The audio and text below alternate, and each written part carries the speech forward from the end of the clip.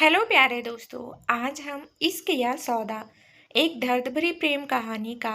चौथा भाग लेकर आ गए हैं। तो चलिए आज की कहानी को शुरू करते हैं। शाम के ठीक 6 बज चुके थे और पहाड़ी के रास्ते पर कबीर की महंगी स्पोर्ट्स कार शहर के सबसे पॉश और गुफ्त कैफे द वेलवेट लाउंज की तरफ बढ़ रही थी, जहां कार की अगली सीट पर हल्के नीले रंग की शिफॉन साड़ी पहने निशा शर्मा बैठी थी, जिसके चेहरे पर एक अजीब सा सुकून और जीत की चमक साफ देखी जा सकती थी। कबीर ने स्टीयरिंग व्हील्स को संभालते हुए साइड मिरर में देखा और हल्के से हंसते हुए बोला कि निशा, तुम्हारा प्लान वाकई कमाल का है, क्योंकि जब हम मैंसन से निकल रहे थे तो मैंने विक्रम की आंखों में जो खौफ और जलन देखी थी वह मैंने पिछले 3 सालों में कभी नहीं देखी। वह अंदर ही अंदर पूरी तरह से सुलग रहा है। निशा ने मुस्कुराते हुए खिड़की के पार देखा और बेहद कोमल आवाज में कहा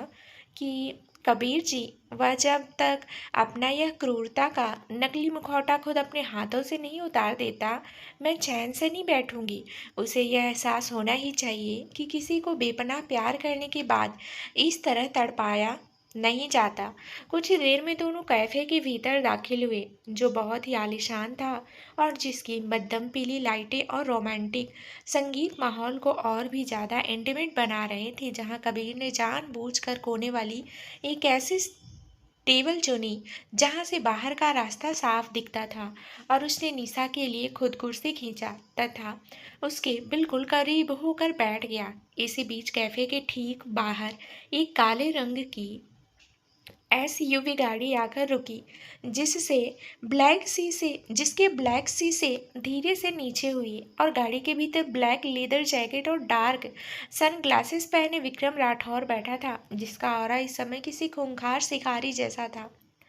जो अपने ही दोस्त को अपना शिकार बनाने के लिए तड़प रहा था। विक्रम ने जैसे ही कैफे के शीशे के पार देखा कि कबीर बहुत ही प्यार से निशा का हाथ अपने हाथों में थामे हुए था और निशा खुलकर हंस रही थी, तो विक्रम के माथे की नसें गुस्से के मारे तन गई और उसके हाथ में पकड़े स्टीयरिंग व्हील्स पर उसकी उंगलियों का दबाव इतना बढ़ गया कि लेदर की चरमराने लगा।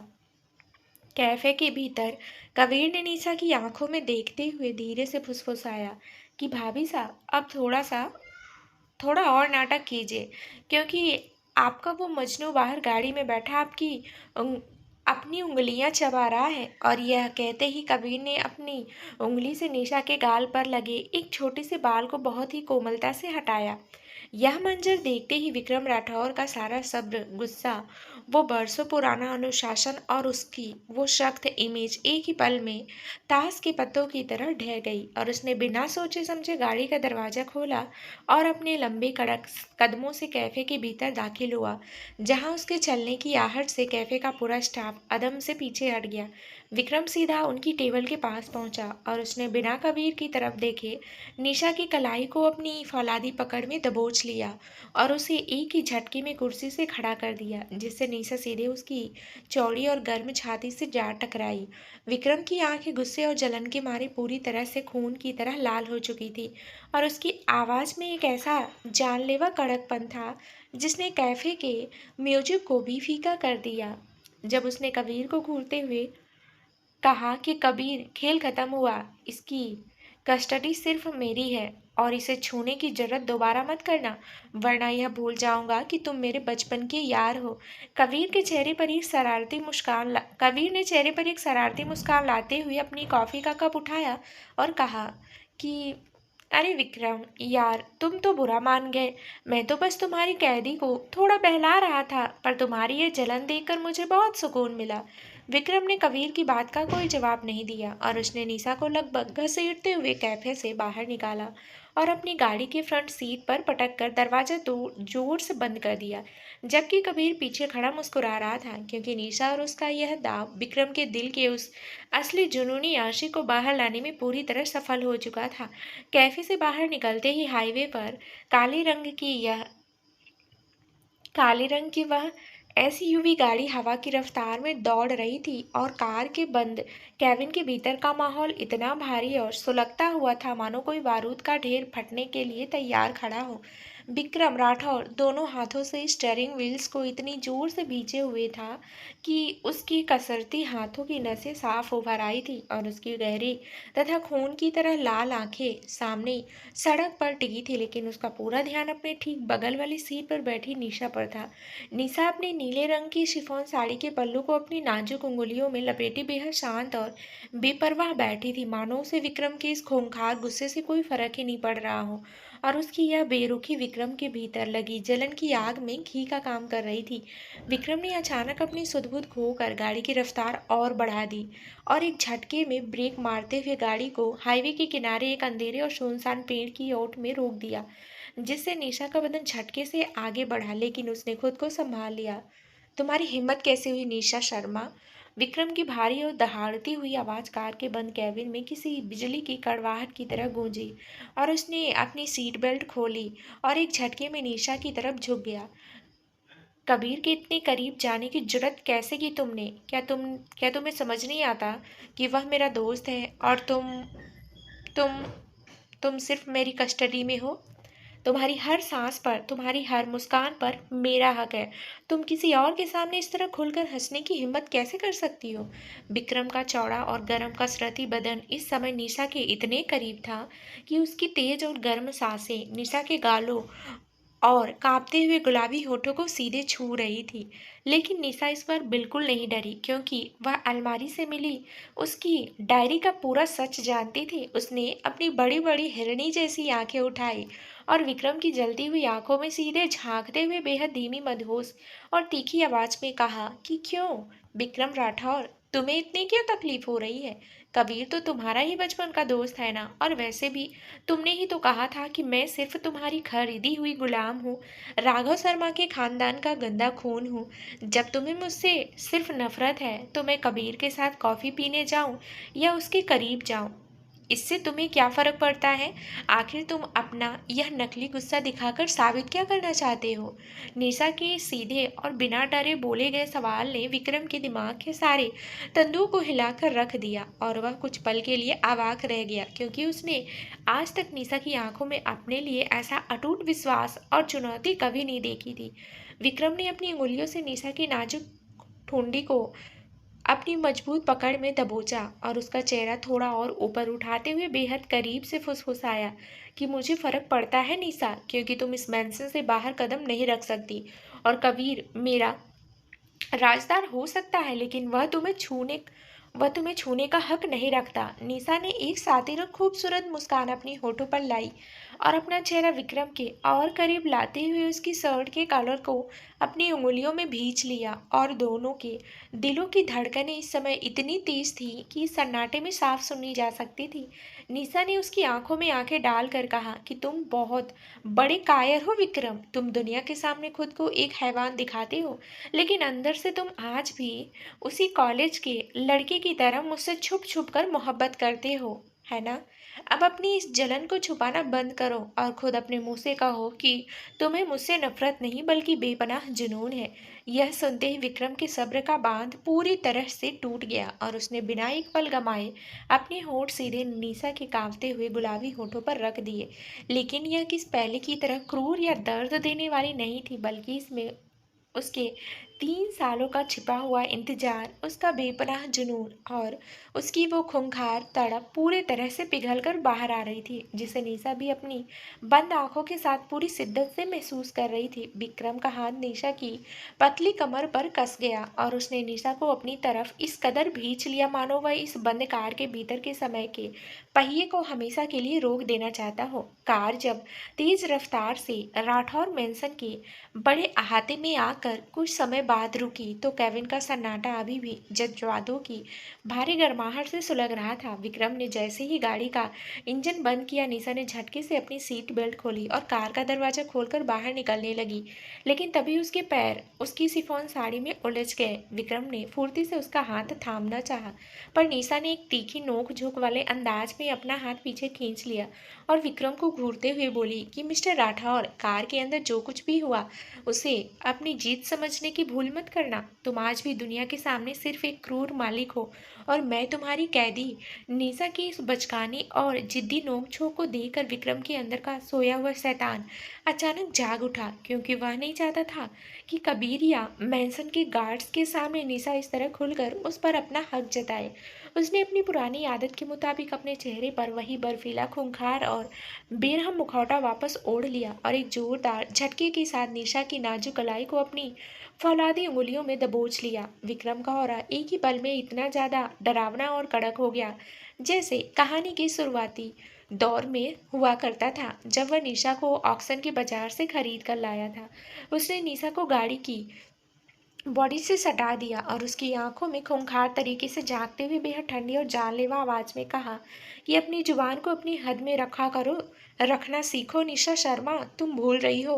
कि मैंने तुम्हें 10 करोड़ में खरीदा है और तुम्हारी इस जान और इस बदन पर सिर्फ मेरा हुक्म चलता है। अगर मैंने अपनी असल क्रूरता दोबारा दिखाई तो तुम सह नहीं पाओगी। विक्रम का यह अचानक बदला हुआ रूप, उसकी आंखों का वो पुराना आदमखोर पागलपन और उसकी उंगलियों का वो दर्दनाक दबाव देखकर निशा के भीतर का वो पुराना खौफ एक झटके में वापस लौट आया। उसे ऑक्शन की वो पहली खौफनाक रात, कपड़ों का तार तार होना और विक्रम का वो राक्षसी जिस्मानी टॉर्चर याद आ गया जिससे उसका पूरा वजूद अंदर तक कांप उठा। निशा की आंखों में जो जीत की शरारत थी वह एक ही पल में गायब हो गई और उसकी जगह एक ऐसा गहरा खौफ बैठ गया कि उसका पूरा बदन थर थर कांपने लगा। उसके होंठ बुरी तरह नीले पड़ने लगे और उसकी आंखों से आंसुओं का सैलाब बिना किसी आवाज के बहने लगा। वह विक्रम के सीने को अपने छोटे हाथों से पीछे धकेलने की नाकाम कोशिश करते हुए सिसक सिसक कर रोने लगी और रुआसी आवाज में बोली कि मुझे छोड़ दो विक्रम, प्लीज प्लीज मुझे मत मारो, मैं दोबारा ऐसी गुस्ताखी नहीं करूंगी।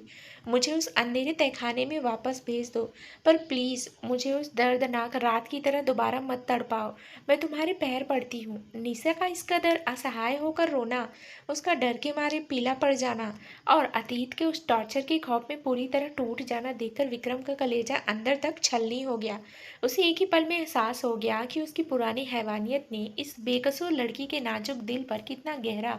और अमिट जख्म छोड़ा है कि वह जरा से गुस्से से ही मौत के खौफ में चली जाती है। विक्रम का वो सख्त और क्रूर मुखौटा एक ही सेकंड में ताश के पत्तों की तरह ढह गया और उसकी आंखों में बेपनाह पछतावा और प्यार उमड़ आया। उसने तुरंत निशा की कलाई से अपनी फलादी पकड़ ढीली की और बहुत ही कोमलता, बेहद दुलार के साथ निशा के पूरे कांपते हुए बदन को अपनी चौड़ी और मजबूत बाहों के घेरों में समेट लिया। उसने निशा के सिर को अपने सीने से पूरी तरह सटा लिया और अपनी लंबी उंगलियों से उसके बालों को सहलाते हुए बेहद धीमी, रुआसी और प्यार भरी आवाज में समझाने लगा कि शांत हो जाओ मेरी जान, प्लीज रोना बंद करो। तुम्हारा ये विक्रम अब तुम्हें कभी दर्द नहीं देगा। वह सिर्फ एक नाटक था निशा। मैं खुद से नफरत करता हूँ कि मैंने अतीत में तुम्हारे साथ वो हैवानियत की, लेकिन अब कोई तुम्हें छू भी नहीं सकता। विक्रम ने निशा के गालों पर बहते ताजे आंसू को अपने अंगूठे से बेहद प्यार से पोंछा और झुककर उसके माथे पर अपने होंठ रख दिए जिसमें एक वफादार रक्षक का अटूट वादा छिपा था। निशा का दिल विक्रम की इस चौड़ी छाती की धड़कनों को सुनकर धीरे धीरे शांत होने लगा और उसे एहसास हुआ कि विक्रम का यह प्यार सच्चा है, वह अब उसे कभी नुकसान नहीं पहुंचाएगा। विक्रम ने उसे अपनी बाहों में उठाए रखा और पूरी गरिमा के साथ उसे कार से निकालकर सीधे मैंसन के भीतर ले गया जहां कबीर लिविंग रूम में खड़ा यह सब देख रहा था और मन ही मन खुश हो रहा था कि उसके दोस्त का असली प्यार अब बाहर आ चुका है। मैंसन के भीतर की हवा अब पूरी तरह से बदल चुकी थी और कबीर लिविंग रूम के एक बड़े सोफे पर पैर चढ़ाए बैठा हुआ विक्रम और निशा के इस बदलते रिश्ते को अपनी पारखी नजरों से देख रहा था। जहां विक्रम ने निशा को मखमली सोफे पर बिल्कुल धीरे से बैठाया और खुद उसके घुटनों के पास फर्श पर बैठ गया ताकि निशा का डर पूरी तरह से खत्म हो सके। विक्रम ने सावित्री अम्मा को इशारा करके पानी का गिलास मंगवाया और खुद अपने हाथों से निशा के गुलाबी होठों से ग्लास लगाकर उसे पानी पिलाया तो निशा की आंखों में अभी भी आंसुओं की हल्की सी नमी बाकी थी, लेकिन अब वह पूरी तरह से विक्रम के इस छुपे हुए रक्षक वाले रूप को पहचान चुकी थी और उसका दिल उसकी चौड़ी छाती की धड़कनों में अपनी सुरक्षा ढूंढ रहा था। कबीर ने अपनी कॉफी का कप टेबल पर रखते हुए गंभीर आवाज में कहा कि विक्रम, यार, तुम दोनों का यह रोमांस तो चलता रहेगा, लेकिन सेंट्रल जेल से अभी अभी मेरे सोर्सेस ने एक बहुत ही परेशान करने वाली खबर भेजी है, क्योंकि तनीषा सिंघानिया और उसका पिता अभिमान सिंघानिया इतनी आसानी से हार मानने वाले खिलाड़ी नहीं है। कबीर की बात सुनते ही विक्रम का ऑरा एक बार फिर से कड़क और राजाओं जैसा हो गया, और वह फर्श से खड़ा होकर कबीर के पास आया तो कबीर ने अपना टैबलेट आगे बढ़ाते हुए कहा कि अभिमान सिंघानिया ने अपनी पूरी जायदाद और सिंघानिया इंडस्ट्रीज के बचे हुए शेयर्स को अंडरवर्ल्ड के एक बहुत ही खतरनाक सिंडिकेट के नाम ट्रांसफर कर दिया है, ताकि वह कोर्ट की असली तारीख से पहले लीगल बेल हासिल कर सके। और उसका आखिरी निशाना कोई और नहीं बल्कि राघव शर्मा की वो असली वसीयत है, जो निशा की पीठ पर छपी कोड से अनलॉक हुई है। विक्रम ने अपनी जबड़ी भींचे और उसकी आंखों में वही पुराना कातिलाना तेज वापस आ गया, जो सामने वाले का खून जमा दे। लेकिन इस बार उस गुस्से में निशा के लिए बेपनाह सुरक्षा का भाव था, और उसने ठंडे लहजे में कहा कि सिंघानिया अपनी आखिरी चाल चल सकता है, लेकिन वह भूल रहा है कि यह विक्रम राठौर का साम्राज्य है, और मेरी अमानत की तरफ उठने वाली हर एक उंगली को मैं जड़ से उखाड़ फेंकने का मादा रखता हूँ। निशा सोफे से उठी और उसने बिना डरे विक्रम के पट्टी बंधे बाएं कंधे पर अपना नाजुक हाथ रखा और अपनी बड़ी बड़ी आंखों में अटूट भरोसा लेकर बोली कि विक्रम, अब हम इस जंग में अकेले नहीं हैं। मेरे पिता की बेगुनाही का जो सच उस वीडियो में है वह इस पूरे शहर के सामने आना चाहिए, और मैं अपने भाई आरव की खातिर और तुम्हारे इस बरसों पुराने इंतजार की खातिर सिंघानिया खानदान को पूरी तरह बर्बाद होते देखना चाहती हूँ। निशा की इस हिम्मत ने विक्रम के भीतर एक नई ऊर्जा भर दी, और उसने रुद्र प्रताप को तुरंत इंटरकॉम पर हुक्म दिया कि रुद्रपुर मैंसन के चारों तरफ हमारी प्राइवेट आर्मी की सिक्योरिटी को 3 गुना बढ़ा दो, और कोर्ट के कमिश्नर को सीधा इन्फॉर्म करो कि राघव शर्मा के लॉकर से मिले सारे सबूतों की फाइलें कल सुबह सीधे जज के सामने पेश की जाए। तभी रात के ठीक 12 बजे मैंसन के मुख्य गेट पर एक बहुत बड़ा धमाका हुआ, और अंधाधुंध गोलियों की बौछार से लिविंग रूम के बड़े बड़े कांच के झूमर टूटकर फर्श पर बिखर गए, क्योंकि अभिमान सिंघानिया के खरीदे हुए अंडरवर्ल्ड के शार्प शूटरों ने कोर्ट की तारीख से पहले ही मैंसन पर अपनी आखिरी और सबसे खूंखार चढ़ाई कर दी थी। विक्रम ने बिना एक पल गवाए निशा को कबीर की तरफ धकेला और कड़क आवाज में चिल्लाया कि कबीर, इसे और आरव को तुरंत अंडरग्राउंड बंकर में लेकर जाओ। जब तक मैं बाहर का खेल खत्म नहीं कर देता इन्हें बाहर मत लाना। कबीर ने निशा का हाथ पकड़ा और उसे सीढ़ियों की तरफ खींचने लगा, लेकिन निशा बार बार पीछे मुड़कर विक्रम को देख रही थी, जो अपनी दोनों ऑटोमेटिक गन लोड करके मुख्य द्वार की तरफ अकेले रक्षक की तरफ बढ़ रहा था, जहां मौत का तांडव उसका इंतजार कर रहा था। हाल के भीतर बारूद का काला धुआं भर चुका था, और नकाबपोश हमलावर हाथों में मशीन गन लिए अंधाधुंध फायरिंग कर रहे थे। लेकिन विक्रम राठौर की फुर्ती के सामने वो सब तिनके जैसे साबित हो रहे थे, क्योंकि विक्रम ने रोल करते हुए पिलर के पीछे से पोजीशन ली और ठाए ठाए ठाए की लगातार आवाजों के साथ सामने खड़े 4 शूटरों के सीने को गोलियों से छलनी कर दिया। रुद्र प्रताप सिंह भी अपने कंधे के जख्म के बावजूद बाहर लॉन में मोर्चा संभाले हुए था, और विक्रम की गन की नली से निकलता हुआ यह धुआं बयां कर रहा था कि आज वह अपने परिवार के असली कातिलों की वजूद को इस दुनिया से हमेशा हमेशा के लिए मिटा देने के लिए साक्षात काल भैरव बन चुका था। विक्रम ने आगे बढ़कर हवलदारों के कमांडर को उसकी छाती से दबोचा और उसे अपनी जोर से फर्श पर पटका कि संगमरमर का पत्थर पूरी तरह से चटक गया, और उसने गन उसकी कनपट्टी पर टिकाकर ट्रिगर दबा दिया, जिससे पूरे हाल में खून के फव्वारे बिखर गए, और सिंघानिया साम्राज्य के भेजे हुए आखिरी मोहरों का अंत बिल्कुल वास्तविक और खूंखार तरीके से हो गया। सुबह की पहली धुंधली किरण जब बारूद के धुएं को चीरते हुए मैंसन के भीतर आई, तो लिविंग रूम में सिर्फ हमलावरों की लाशें बिछी थी, और विक्रम अपनी शर्ट पर लगे ताजे खून को अपनी हथेली से पोंछते हुए बंकर के दरवाजे की तरफ बढ़ा, जहां से निशा दौड़ती हुई बाहर निकली। निशा ने जब देखा कि विक्रम पूरी तरह सुरक्षित है और उसके चेहरे पर जीत का वही शाही रसूख चमक रहा है, तो वह अपनी सारी पाबंदियां भूलकर सीधे विक्रम के सीने से लिपट गई और फूट फूट कर रोने लगी कि मुझे लगा मैं तुम्हें खो दूंगी विक्रम। विक्रम ने बहुत ही प्यार और दुलार के साथ निशा के चेहरे को अपनी हथेलियों में लिया और अपनी उंगली के अंगूठे को अपनी शर्ट पर लगे खून में डुबोया, तथा एक ही झटके में उस लाल खून को निशा की सूनी मांग के बिल्कुल बीचों बीच सजा दिया, जो यह साफ बयां कर रहा था कि राठौर मेंशन की यह कैदी अब हमेशा हमेशा के लिए इस साम्राज्य की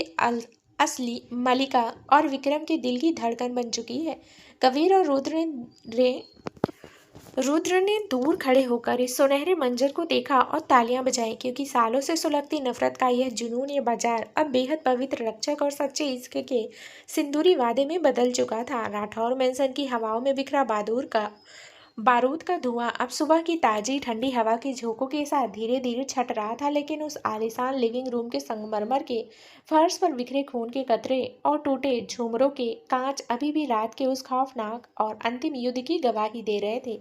निशा शर्मा अभी भी विक्रम राठौर के चौड़े और कसरती सीने से लिपटी हुई थी, और उसकी बंद आंखों की पलकों से आंसुओं की कुछ बूंदें टपक कर विक्रम की वाइट शर्ट की कॉलर को भिगो रही थी, जहां उसकी सूनी मांग के बिल्कुल बीचों बीच लगा विक्रम के लहू का वो सिंदूरी निशान सुबह की सुनहरी धूप में किसी नायाब माड़ी की तरह चमक रहा था। विक्रम ने बहुत ही आहिस्ता से अपनी फौलादी बाहों के घेरे को थोड़ा ढीला किया और निशा के दोनों मासूम गालों को अपनी बड़ी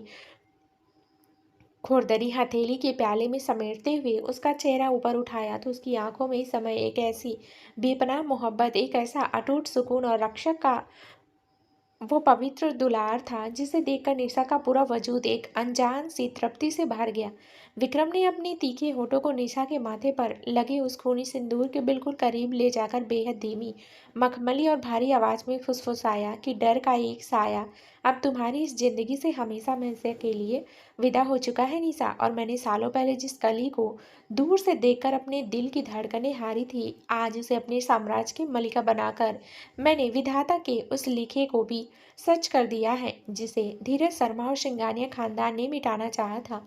निशा ने अपनी हिरणी जैसी बड़ी बड़ी आंखों में छिपे उस अथाह विश्वास के साथ विक्रम की चौड़ी छाती पर अपनी नाजुक हथेलियां टिकाई और भर्राई हुई मदहोश आवाज में बोली कि मुझे अब इस दुनिया के किसी भी शिकारी का कोई डर नहीं है विक्रम, क्योंकि जब तक तुम्हारा यह वजूद साया मेरे साथ है, मौत भी मेरी मर्जी के बिना मुझे नहीं छू सकती। और आज जो सिंदूर तुमने मुझे अपनी जान की बाजी लगाकर दिया है, वह मेरी हर एक सांस का कर्ज चुकाने के लिए काफ़ी है। कबीर मेरा और रुद्र प्रताप सिंह जो दूर सीढ़ियों के पास खड़े थे, उन्होंने आगे बढ़कर इस जुनूनी और सच्चे इश्क के मिलन पर अपनी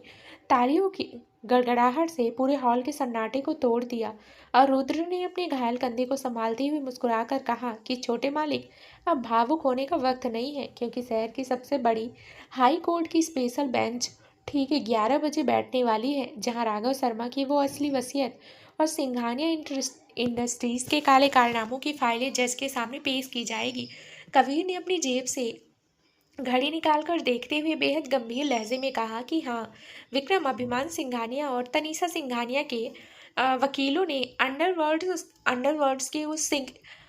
सिंडिकेट के जरिए कोर्ट के 2 जजों को डराने की और सरकारी फाइलों को गायब करने की आखिरी साजिश रची है, लेकिन उन्हें यह नहीं पता कि कबीर मेहरा और विक्रम राठौर की जुगलबंदी के सामने कानून की देवी भी अपनी आंखों की पट्टी खोलकर सिर्फ सच का साथ देंगी। विक्रम के चेहरे पर कबीर की बात सुनते ही वही पुराना शाही रसूख, वही कड़क और जानलेवा ऑरा वापस लौट आया किसी बेतसाह जो किसी बेताज बादशाह का होता है। और उसने अपने कंधे की पट्टी को ठीक करते हुए कड़क आवाज में हुक्म दिया कि रुद्र, हमारे सारे कमांडोज को कोर्ट परिसर के चारों तरफ सादे कपड़ों में तैनात कर दो, और सावित्री अम्मा से कहो कि निशा और आरव को पूरी सुरक्षा के साथ हमारे काफिले के बीच वाली बख्तर बंद गाड़ी में बैठाए। आज अदालत की उसकी दहलीज पर सिर्फ फैसला नहीं होगा, बल्कि सिंघानिया खानदान के उस खूंखार साम्राज्य का नामो निशान हमेशा के लिए इस मिट्टी में दफन हो जाएगा। ठीक 11 बजे शहर की मुख्य हाई कोर्ट के चारों तरफ का नज़ारा किसी छावनी जैसा लग रहा था, जहां मीडिया की गाड़ियों का हुजूम, कैमरों की फ्लैश लाइट्स और सैकड़ों वकीलों की भीड़ उस ऐतिहासिक मुकदमे का इंतजार कर रही थी, जिसे सदी का सबसे बड़ा कारपोरेट अग्निकांड और मर्डर केस कहा जा रहा था। अदालत की विशाल और ठंडे रूम नंबर 3 के भीतर का माहौल इतना भारी और दमघोटू था कि वहां बैठे हर एक शख्स की सांसें थमी हुई थी। जहां लोहे के कटघरे में सफेद बालों वाला बूढ़ा भेड़िया अभिमान सिंघानिया और काले रंग के जेल के कपड़ों में लिपटी तनीषा सिंघानिया खड़े थे, और तनीषा की आंखों में अभी भी वही पुरानी जलन, वही साथी नफरत साफ देखी जा सकती थी, जो निशा को देखते ही और भड़क उठी। जज साहब ने अपनी कुर्सी संभाली और हथौड़ा मारते हुए कड़क आवाज में कहा कि ऑर्डर ऑर्डर। मिस्टर राठौर, क्या आपके पास सिंघानिया इंडस्ट्रीज के खिलाफ कोई ऐसा चश्मदीद गवाह या पुख्ता डिजिटल साक्ष्य है जो राघव शर्मा की बेगुनाही और इस अग्निकांड की पूरी साजिश को साबित कर सके। विक्रम राठौर अपने नेवी ब्लू कलर के कस्टमाइज्ड 3 पीस सूट में पूरी टसक और रॉब के साथ अपनी सीट से उठकर खड़ा हुआ और उसके जूतों की खटखट आवाज पूरे कोर्ट रूम में किसी अदृश्य खंजर की तरह गूंजी। जब उसने अपनी जेब से वो बायोकेमिकल कोड से डिकोड की गई पेन ड्राइव निकाली और उसे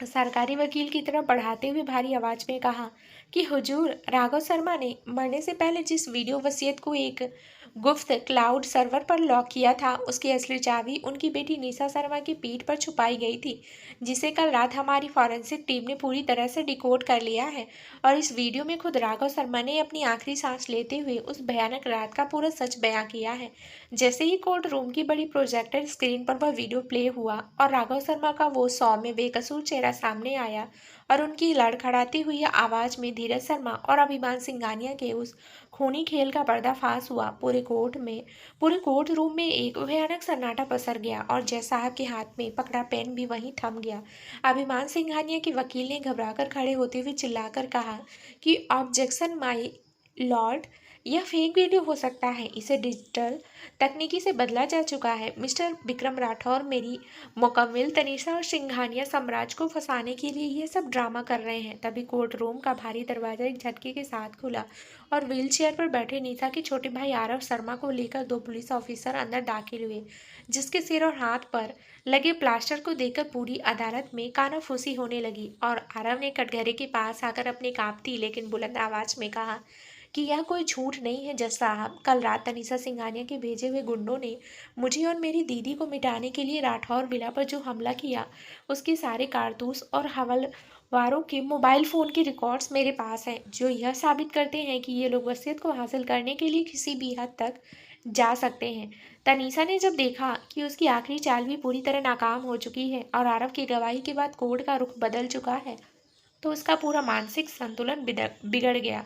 और वह कटघरे के भीतर ही पागलों की तरह हंसते हुए चिल्लाने लगी कि हाँ हाँ, मेरे डैड ने ही उस फैक्ट्री में आग लगवाई थी और मैंने ही विक्रम के पूरे परिवार को जिंदा जलाया था, क्योंकि मुझे उस राठौर साम्राज्य की मलिका बनना था। और तुम निशा शर्मा, तुम एक मामूली बिकी हुई लड़की होकर विक्रम के दिल पर राज करोगी। मैं तुम्हें जिंदा नहीं छोड़ूंगी, मैं तुम्हें मार डालूंगी। तनीषा की इस सरेआम कबूलनामे और उसके इस खूंखार पागलपन ने केस का पासा पूरी तरह से पलट दिया और जज साहब ने गुस्से से हथौड़ा मारते हुए कड़क आवाज में अपना अंतिम और ऐतिहासिक फैसला सुनाना शुरू किया। जज साहब ने अपने चश्मे को ठीक करते हुए भारी आवाज में कहा कि तमाम गवाहों, राघव शर्मा के डिजिटल वीडियो साक्ष्य और तनिषा सिंघानिया की सरेआम कबूलनामे के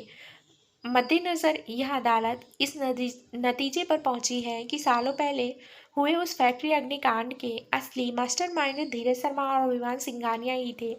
और तनिषा सिंघानिया ने अपनी जलन में कानून का मजाक उड़ाया है। इसलिए अदालत धीरज शर्मा, अभिमान सिंघानिया और तनिषा सिंघानिया को भारतीय न्याय संहिता के तहत दोषी करार देते हुए उम्र कैद और फांसी की दोहरी सजा सुनाती है और राघव शर्मा के नाम की पूरी 1400 करोड़ की जायदाद और कंपनी के सारे शेयर्स उनकी इकलौती कानूनी वारिस निशा शर्मा को वापस सौंपने का हुक्म देती है। अदालत का यह फैसला सुनते ही निशा की आंखों से राहत और न्याय के आंसू बह निकले और उसने अपने स्वर्गीय माता पिता को याद करते हुए अपना सिर झुका लिया, जबकि पुलिस के सिपाही अभिमान और तनीषा को हथकड़ियों में जकड़कर घसीटते हुए कोर्ट रूम से बाहर ले जाने लगे। और तनीषा जाते जाते भी विक्रम और निशा की तरफ देखकर नफरत से चीख रही थी, लेकिन उसका वो घमंड अब हमेशा हमेशा के लिए कानून की सलाखों के पीछे दफन हो चुका था। विक्रम राठौर ने अपनी कड़क नजरों से दुश्मनों का अंत देखा और फिर धीरे से निशा के पास आकर उसका हाथ अपने मजबूत हाथों में थाम लिया, तो निशा ने भी बिना किसी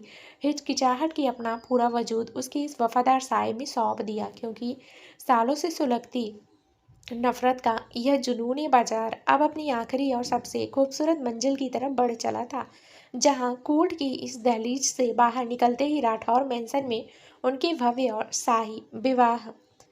की सहनाइयां गूंजने वाली थी। अदालत के उस ऐतिहासिक फैसले के बाद जब विक्रम राठौर का शाही काफिला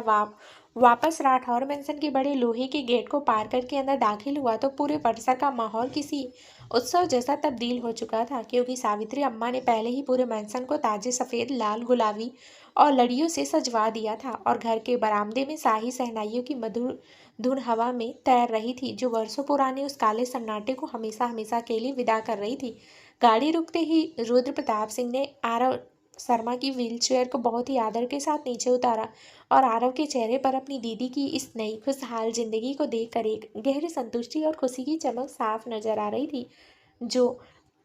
किसी इमोशनल फैमिली ड्रामा को और भी ज़्यादा मुकम्मल बना रही थी। विक्रम अपनी जेब में दोनों हाथ डाले पूरी टसक और रौब के साथ गाड़ी से नीचे उतरा, लेकिन उसकी गहरी और सम्मोहक आंखें सिर्फ और सिर्फ निशा शर्मा पर टिकी थी, जो अपनी नीले रंग की कॉटन साड़ी में ढलती हुई धूप के साए में किसी अप्सरा जैसी हसीन और बेदाग लग रही थी। और जैसे ही निशा ने मैंसन की दहलीज पर कदम रखा तो सावित्री अम्मा ने आगे बढ़कर सोने की थाली से दोनों की आरती उतारी और निशा के पैरों से गृह प्रवेश का कलश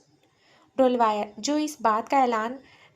ऐलान था कि यह कैदी अब इस पूरे साम्राज्य की इकलौती और असली मलिका बन चुकी है। सब लोग जब लिविंग रूम में शादी की रस्मों और शहर के बड़े रईसों को भेजे जाने वाले कस्टमाइज इनविटेशन कार्ड्स की तैयारी में उलझे हुए थे, तभी विक्रम ने बहुत ही सातिराना अंदाज में निशा को अपनी आंखों से एक गुप्त इशारा किया और चुपचाप सीढ़ियां चढ़ता हुआ अपने पेंट हाउस बेडरूम की तरफ बढ़ गया, जिसे देखकर निशा का दिल एक बार फिर किसी ढोल की तरह जोर जोर से धड़कने लगा। निशा ने जब देखा कि कबीर और आरव आपस में वसीयत के लीगल पेपर्स को लेकर चर्चा कर रहे हैं, तो वह बहुत ही आहिस्ता से अपने कदम पीछे खींचती हुई सीढ़ियों की तरफ भागी और धड़कते दिल के साथ जैसे ही उसने पेंट हाउस के भारी दरवाजे को अंदर धकेला, तो कमरे के भीतर का नज़ारा पूरी तरह से बदल चुका था, क्योंकि वहाँ की मंद पीली लाइटें और मखमली बिस्तर पर बिखरी गुलाब की पंखुड़ियाँ माहौल को बेहद रोमांटिक और मदहोश कर देने वाली बना रही थी। निशा जैसे ही कमरे के बीचों बीच पहुंची तो पीछे से एक बहुत ही मजबूत और गर्म कसरती हाथ उसकी पतली कमर पर कसा और एक ही झटके में विक्रम ने उसे अपनी तरफ खींच लिया, जिससे निशा का पूरा कोमल बदन विक्रम के उस नेवी ब्लू सूट की तख्त और चौड़ी छाती से पूरी तरह से चिपक गया और दोनों के बीच की बची कुछ दूरियां इस दोपहर के सन्नाटे में पूरी तरह गायब हो गई। विक्रम ने निशा के चेहरे को अपनी उंगलियों की गिरफ्त में लिया और उसके कांपते हुए गुलाबी होठों के बिल्कुल करीब अपना चेहरा लाते हुए बेहद धीमी फुसफुसाती और शरारती आवाज में कहा कि तुम इस निशा शर्मा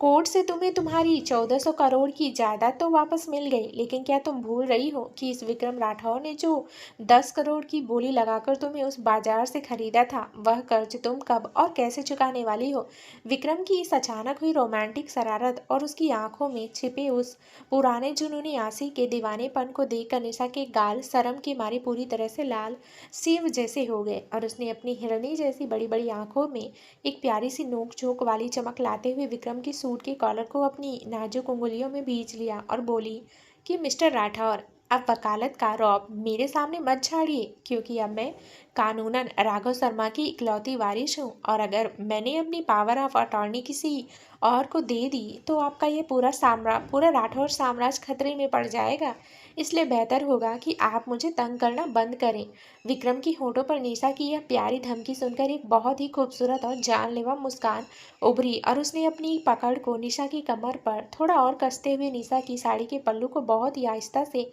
उसके मखमली कंधे से नीचे सरका दिया, जिससे निशा के बदन में बिजली की एक तीव्र लहर दौड़ गई और वह एक अनजान उत्तेजना से कांप उठी जब विक्रम ने झुककर अपनी गर्म जुबान और तीखे होंठ निशा के कान के पिछले हिस्से पर टिका दिए और मदहोश आवाज में बोला कि तुम अपनी पूरी जायदाद चाहे जिसके नाम कर दो निशा, लेकिन तुम्हारा यह बेदाग गोरा बदन और तुम्हारी यह रूह हमेशा के लिए इस विक्रम राठौर के नाम रजिस्टर्ड हो चुकी है और इस पर अपना टैक्स वसूलने का हक मैं हर रोज इसी तरह लेता रहूंगा।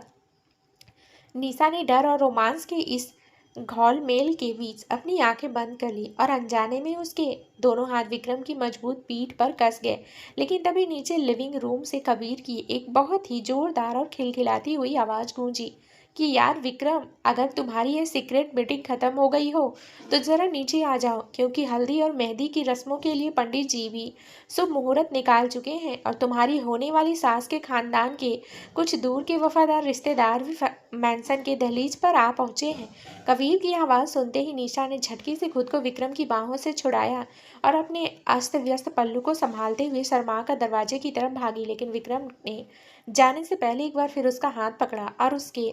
भीगे होठों पर एक बहुत ही तीव्र और वफादार किस अंकित कर दी, जिससे निशा के पूरे वदन को, वजूद को अपनी इस सुलगती मोहब्बत के रंग में पूरी तरह से सराबोर कर दिया। राठौर मेंशन का आलीशान लिविंग रूम अब पूरी तरह से ही ग्रैंड रॉयल वेडिंग के वेन्यू में बदल चुका था, जहां चारों तरफ गेंदे के पीले फूलों और खुशबूदार लाइट्स का डेकोरेशन इस जगह को एक बेहद वार्म और फेस्टिव वाइब दे रहा था, और बैकग्राउंड में बज रही सहनाई की धुन पूरे माहौल को और भी ज़्यादा स्पेशल बना रही थी। राघव अपनी व्हीलचेयर पर बैठा हुआ कबीर के साथ मेहमानों की लिस्ट चेक कर रहा था, और सावित्री अम्मा घर की बाकी फीमेल रिलेटिव्स के साथ हल्दी की रस्म की तैयारियों में बिजी थी। तभी कबीर ने मुस्कुराते हुए सीढ़ियों की तरफ देखा, जहां से विक्रम राठौर नीचे उतर रहा था। आज विक्रम ने कोई 3 पीस सूट नहीं पहना था, बल्कि एक लेमन येलो कलर के बेहद क्लासी सिल्क कुर्ते और वाइट पायजामे में था, जिसके स्लीव्स उसने अपनी गठीली कलाइयों तक फोल्ड कर रखे थे, और उसका यह कैजुअल लेकिन सुपर हैंडसम लुक देखकर वहां मौजूद हर कोई उसे देखता ही रह गया। विक्रम ने अपनी नजरें पूरे हॉल में घुमाई, लेकिन उसका ध्यान सिर्फ एक ही शख्स को ढूंढ रहा था, और तभी दूसरी तरफ के कमरे से सावित्री अम्मा निशा को लेकर हॉल के बीचों बीच बनी शाही चौकी की तरफ बढ़ने लगी। निशा ने एक ट्रेडिशनल पीले रंग की बनारसी साड़ी पहन रखी थी, जिसका पल्लू उसके नाजुक कंधे पर बहुत ही सलीके से सेट था, और उसने अपने बालों को खुला छोड़ रखा था, जो उसकी कमर तक लहरा रहे थे।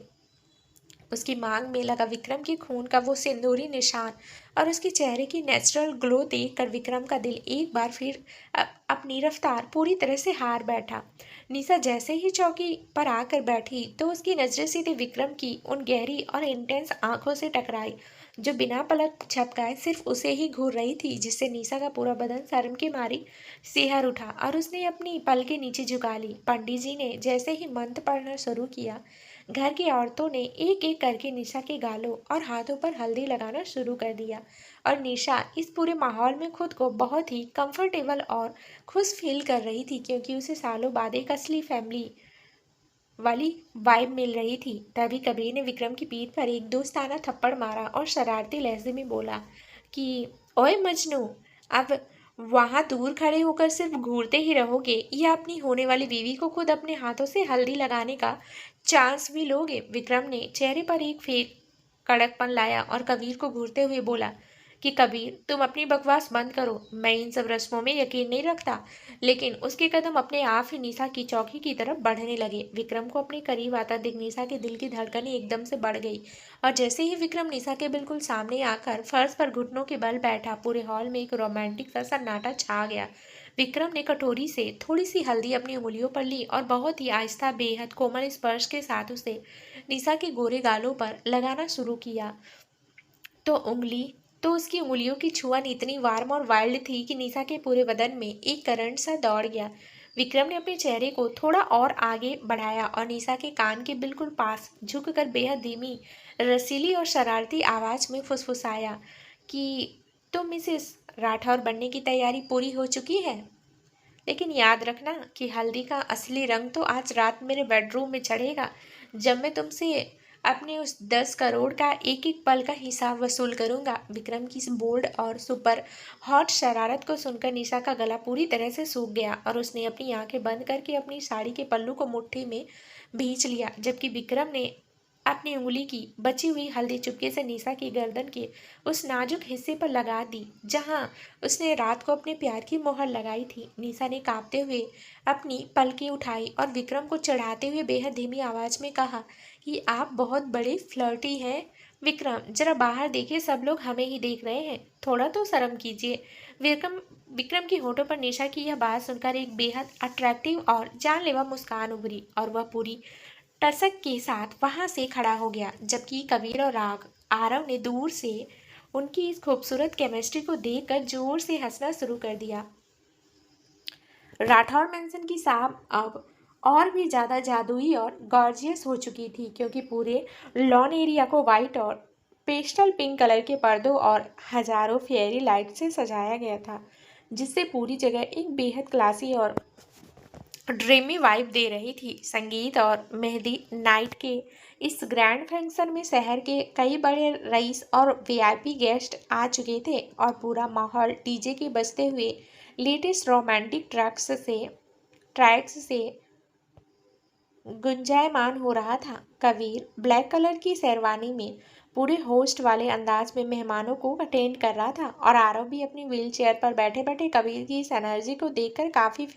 खुश फील कर रहा था। तभी पूरे हॉल की लाइट्स अचानक मध्यम हो गई और सीढ़ियों पर एक बहुत ही खूबसूरत स्पॉट लाइट चमकी, जहां से विक्रम राठौर नीचे आ रहा था। आज विक्रम ने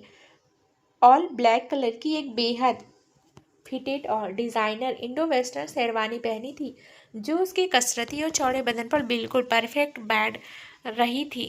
रही थी और उसके चेहरे का वो शाही रसूख और कड़क कैरेक्टर देखकर पार्टी में मौजूद कई फीमेल गेस्ट्स बस उसे ही देखती रह गईं। विक्रम का ध्यान तो हमेशा की तरह सिर्फ एक ही शख्स को ढूंढ रहा था और तभी दूसरी तरफ से सावित्री अम्मा निशा को लेकर लॉन के बीचों बीच बने फ्लोरल सोफे की तरफ बढ़ने लगी। निशा ने डार्क ग्रीन कलर का एक बेहद हैवी एम्ब्रॉयडरी वाला लहंगा चोली पहन रखा था, जिसके स्लीव्स साफ और शोल्डर स्टाइल में थे, जिससे उसके गोरे और नाजुक कंधे उस मध्यम रोशनी में मोम की तरह चमक रहे थे। उसके दोनों हाथों में कोहनी तक मेहंदी के खूबसूरत डिजाइन सज चुके थे, जिनमें बहुत ही बारीक अक्षरों में विक्रम का नाम छुपाया गया था, और उसकी मांग का वो सिंदूर निशान इस लुक को एक अलग ही लेवल की रॉयल वाइब दे रहा था। विक्रम जैसे ही निशा के सामने आकर सोफे के पास खड़ा हुआ, तो उसकी गहरी और इंटेंस आंखें सीधे निशा के गोरे बदन और उसकी पतली कमर पर टिक गई, जिससे निशा के दिल की धड़कनें एकदम से मिस हो गई और उसने शर्माते हुए अपना चेहरा नीचे कर लिया। कबीर ने अचानक स्टेज पर जाकर माइक हाथ में लिया और अपनी शरारती आवाज में बोला कि लेडीज एंड जेंटलमैन, अब वक्त आ गया है आज की रात की सबसे अवेटेड और हॉट परफॉर्मेंस का। तो ज़रा जोरदार तालियों से स्वागत कीजिए हमारे ग्रूम मिस्टर विक्रम राठौर और हमारी beautiful bride miss Nisha Sharma का। कबीर की यह बात सुनते ही निशा ने घबराकर विक्रम की तरफ देखा और बेहद धीमी आवाज में फुसफुसाकर कहा कि विक्रम, मुझे डांस नहीं आता और सब लोग हमें देख रहे हैं, प्लीज मुझे मत ले जाओ। विक्रम के होठों पर निशा की यह घबराहट देखकर एक बेहद अट्रैक्टिव और जानलेवा मुस्कान उभरी और उसने बिना किसी पाबंदी की परवाह किए आगे बढ़कर निशा के मेहंदी के सजे नाजुक हाथ को बहुत ही कोमलता से अपने हाथ में थाम लिया और उसे सीधे स्टेज के बीचों बीच ले आया। डीजे ने तुरंत एक बेहद स्लो और इंटेंस रोमांटिक ट्रैक प्ले किया और जैसे ही विक्रम का एक बड़ा और गर्म हाथ निशा की पतली कमर पर कसा, निशा के पूरे बदन में एक करंट सा दौड़ गया और उसने अनजाने में अपना दूसरा हाथ विक्रम के मजबूत कंधे पर टिका दिया। विक्रम ने निशा को एक झटके में अपने इतने करीब खींच लिया कि दोनों के बीच की दूरी पूरी तरह खत्म हो गई और निशा की तेज सांसें सीधे विक्रम की शेरवानी के कॉलर को छूने लगी, जिससे माहौल का तापमान अचानक बहुत बढ़ गया। दोनों संगीत की धुन पर बहुत ही स्लो और श्रिंक होकर मूव करने लगे, मानो वो कोई परफॉर्मेंस नहीं दे रहे थे बल्कि अपने दिल से उस 3 साल पुराने अधूरे प्यार की दास्तां को उस डांस के जरिए बयां कर रहे थे। विक्रम ने डांस के दौरान ही निशा को थोड़ा सा अपनी तरफ झुकाया और उसके कान के बिल्कुल पास अपना चेहरा लाते हुए बेहद धीमी, रसीली और मदहोश कर देने वाली आवाज में कहा कि